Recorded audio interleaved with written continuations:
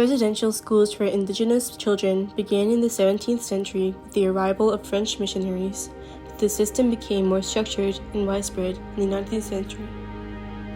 The primary aim was to assimilate indigenous children into Euro-Canadian culture.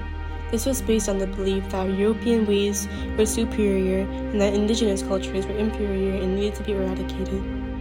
The Canadian government formally established the residential school system through the Indian Act of 1876 and subsequent amendments.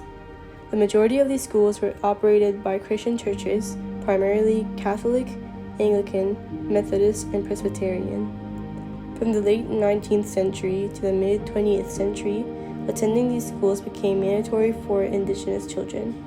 The Indian Act of 1920 made it compulsory for children aged 7 to 15 to attend. Children were often forcibly removed from their families and communities. The schools were typically underfunded, overcrowded, and poorly maintained.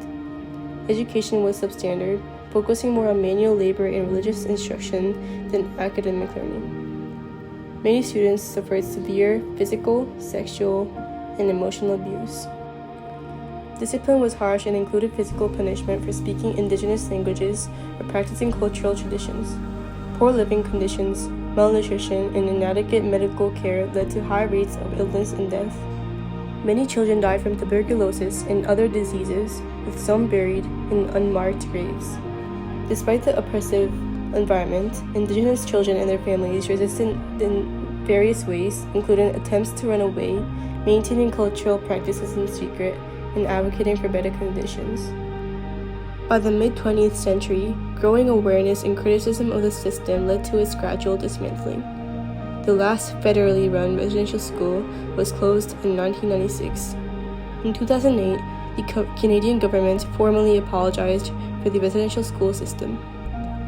The Truth and Reconciliation Commission was established to document the history and lasting impacts of the schools and to promote healing and reconciliation.